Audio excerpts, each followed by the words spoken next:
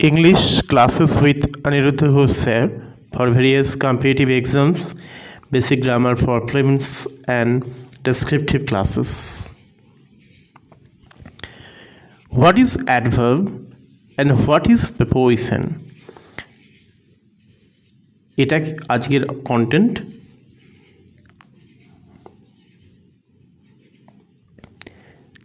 Generally আমরা adverb বলতে যেগুলো বুঝি তার ছোট ছোট কয়েকটা কারণ দর্শানো হিসেবে দেখানো হয়েছে, যেখানে আমরা জানি যে হাউ দিয়ে প্রশ্ন করলে যা আনসার হয় তা অ্যাডভার্ব, হোয়েন দিয়ে যখন প্রশ্ন করা হয় অর্থাৎ ঘটনাটি কখন ঘটেছে তার উত্তর যা দেয় তাও অ্যাডভার্ব, এবং কোথায় ঘটেছে তার উত্তর যে দেয় সেও অ্যাডভার্ব। প্রেপোজিশন বলতে আমরা কিন্তু বেশ কয়েকটা লোগো দেওয়া হয়েছে, তোমরা বুঝতে পারছো, এর অবস্থানগুলোকে চিহ্নিতকরণ করা হয়েছে। আমরা ইন ডিটেলস ক্লাসেও যাব, তার আগে আমরা শর্ট ক্লিপসগুলোকে একটু দেখে নেব। আজকের কন্টেন্ট যেটা আছে সেটা হলো প্রেপোজিশন এবং অ্যাডভার্ব হিসেবে একই শব্দের ব্যবহার কিভাবে হয়ে থাকে সেটাই হচ্ছে আমাদের কন্টেন্ট।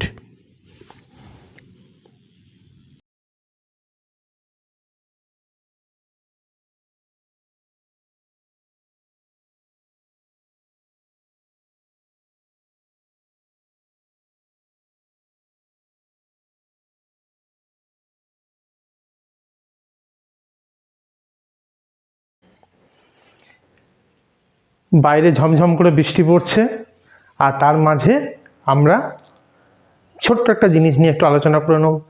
তোমরা আশা করব আমাকে সেটা আলোচনা করার সাথে সাথে কমেন্ট বক্সে অবশ্যই কমেন্ট দেবে। আজ নয়তো কাল দেবে, দুদিন পরে দেবে। আজকে আমি খুব গুরুত্বপূর্ণ একটা জিনিস নিয়ে আলোচনা করব, এবং সেটা দেখার জন্য আমরা চলে যাব হচ্ছে অবশ্যই নেক্সট ক্লিপে, যেটা এর সঙ্গে অ্যাড করে দেওয়া হবে পরে, এবং যেখানে তোমরা একটু পরেই দেখতে পাবে যে আমরা আলোচনা করতে চলেছি একটা শব্দ, সেটা প্রেপোজিশন হিসেবে বুঝতে পারে, আবার সেটা অ্যাডভার্ব হিসেবে বুঝতে পারে।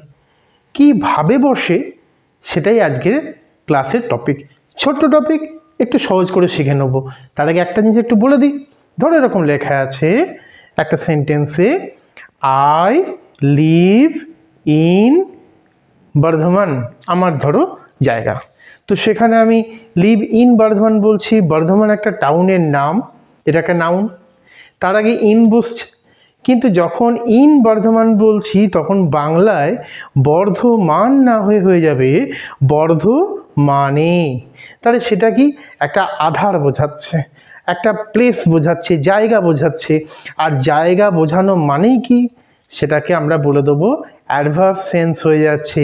বিকজ আমরা জানি তো যে অ্যাডভার্বের 3টে পার্ট আমাদের সবসময় মুখস্থ থাকে, এটা নিয়ে একদিন ক্লাস হবে। তবে এটা হচ্ছে অ্যাডভার্ব অফ প্লেস। ওকে, অতি ছোট ছোট ক্লিপস বলেছিলাম কয়েকটা করাবো, এবং তোমরা সেখানে আমাদেরকে একটু বলবে। একটা ভাই আমাকে একটু হেল্প করে এগুলোর জন্য, আমার অত টাইম থাকে না, আমি এত বুঝি না ইউটিউবে। ওই আগেও 2-3বার করেছি, অনেকবার করেছি, সেখানে কিন্তু এত কায়দা কানুন আমি বুঝি না। পড়ানোটা যেমন অফলাইনে থাকে তেমনই থাকুক, আমরা একটু চটজলদি দেখে নেবো। কি বলো তো, অবশ্যই যেটা দেখবো সেটা হচ্ছে ওই প্রেপোজিশন হচ্ছে যে ওয়ার্ডটা, সেটাই অ্যাডভার্ব হবে কিভাবে, সেটাকে একটু দেখে নেবো আমরা। কেমন, চলো দেখে নিই। ডিয়ার স্টুডেন্টস,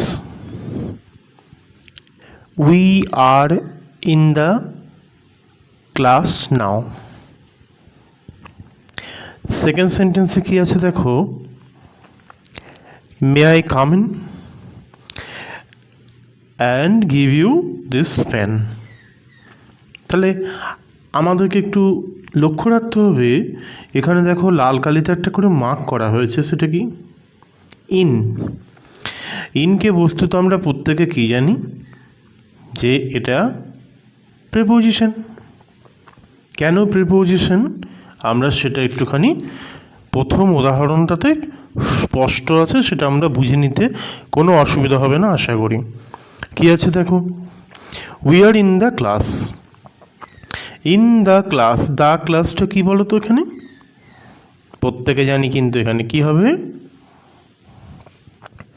অবশ্যই সেটা হচ্ছে, এটা ক্লাসটা হচ্ছে একটা নাউন, একটা ক্ষেত্রের নাম। এখন তার মধ্যে প্রকাশ করার জন্য একটা ইন এই শব্দটিকে আনতে হয়েছে। তাহলে আমরা কিন্তু ক্লিয়ারলি এটা বলতে পারি কি বলতো, যে এখানে ইনটা হচ্ছে একটা preposition because it sits before a noun, তাই না? এবং নাউনের অবস্থা বোঝাচ্ছে সেটা। আবার দেখো উই, যেটা আমরা দেখতে পেলাম আগের সেন্টেন্সে, we are in the class, যখন আমরা পরের সেন্টেন্সে একটু অন্যভাবে যাব, দেখো আমরা জেনারেলি অন্য সময় তো আমরা ইউজ করি may I come in sir, এটা বলা যায় তো। তেমনি এখানে আর একটা সেন্টেন্স আছে, দেখো মে আই কাম ইন, আমি কি ভিতরে আসতে পারি, and give you this pen, এবং আপনাকে কলমটা কি দিতে পারি। তাহলে এখানে দেখো মে আই কাম ইন, এই শব্দের পরে ইনের পরে কিন্তু বাকি আর কিছু আমরা লক্ষ্য করতে পারছি না। তাহলে এখানে কিন্তু এই ভার্বের অবস্থাটাকে চরিতার্থ করা হচ্ছে, যে কোথায় আসবো। এখানে একটা প্লেসকে ডিনোট করা হচ্ছে প্রচ্ছন্ন ভঙ্গিতে, এবং এখানে আমরা কিন্তু ইন শব্দে আমরা কিন্তু প্রেপোজিশন হিসেবে কিন্তু একে আমরা পাবো না, প্রেপোজিশন হিসেবে আমরা একে পাবো না, ঠিক আছে? তাহলে ইন শব্দ যা প্রেপোজিশন হিসেবে বসে, তাকেও কিন্তু আমরা দেখতে পাচ্ছি কি অ্যাডভার্ব হিসেবেও কিন্তু এর ব্যবহার আছে, যেটা আমাদের আজকের ক্রুশিয়াল পয়েন্ট। সিমিলারলি আমরা পরেরটায় যদি যাই, কি আছে দেখো, আরেকটা খুব সুন্দর কথা আছে, সেটা হচ্ছে please switch off your mobile and go to sleep. Please switch off your mobile। অর্থাৎ দেখো এইখানে আমাদের যারা বয়োজ্যেষ্ঠ আছেন বাড়িতে, মা বাবা দাদু ঠাকুমা দিদা, এরা কি বলে থাকে, এ বাবা মোবাইল বন্ধ করে, বা রাত হয়েছে বা একটু ঘুমো, চোখে ক্ষতি হবে, বলে না?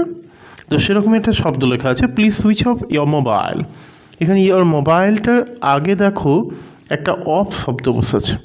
তাহলে আমরা কি বলতে পারি, প্রসঙ্গ হচ্ছে নাউনকে কোয়ালিফাইং করছে, মানে তোমার এখানে তার গুণ কোয়ালিটি এটা নয়, নাউনের আগে বসে তার নাউনের অবস্থাকে চিহ্নিত করার ক্ষমতা আছে ভার্বের সাপেক্ষে।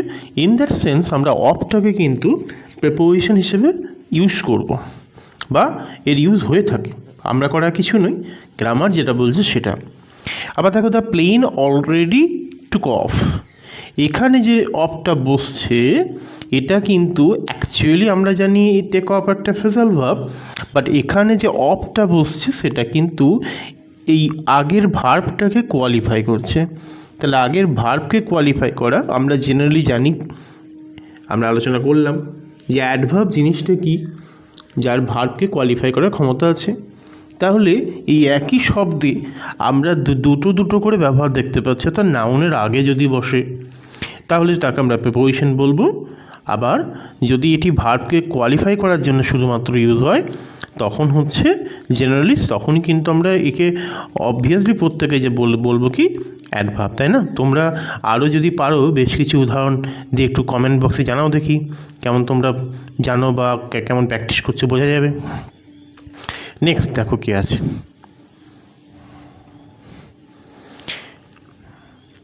The boat sail down the river, প্রত্যেকে জানো মানে এখানে কিন্তু নদীতে যাওয়ার কথা বলা হচ্ছে। তাহলে দেখো সেখানে দ্য রিভার কথাটা হচ্ছে আমরা জানি স্রোতস্বিনী বা নদী, তাহলে সেই নদীর আগে এসে বসছে, এবং এটি একটি নাউন, এটা একটি নাউন এবং তার আগে বসছে, মানে এটা কিন্তু অবশ্যই প্রেপোজিশন। বাট দেখো পরেরটা কি আছে, we were lucky the bridge didn't come down, আমরা এখানে কি সৌভাগ্যশীল যে ব্রিজটা ভেঙে পড়েনি বা ব্রিজটার অবস্থা খারাপ হয়নি তখনও পর্যন্ত। সেই ক্ষেত্রে দেখো আমরা এখানে ডাউন শব্দের প্রয়োগ দেখতে পাচ্ছি, কিন্তু সেটার পরে কিন্তু কোনো রকম আমরা নাউনের প্রয়োগ দেখতে পেলাম না। তাহলে ইন দ্যাট সেন্স আমরা বলতে পারি যে this is called another adverb, but the root of the word, এটাকে যদি আমরা রুট হিসেবে ধরি তাহলে কিন্তু আমরা সবাই যদি একটা ছোট্ট একটা শব্দ হিসেবে তোমাকে যদি জিজ্ঞাসা করি ডাউন কী গো, কোন পার্টস অফ পিচ, আনসার হবে কি sir this is called preposition. এটা একটা পার্টস অফ পিচ যেটাকে আমরা প্রেপোজিশন বলে থাকি, বাট এর ইউজের ওপর ডিপেন্ড করছে যে তুমি একে কী বলবে।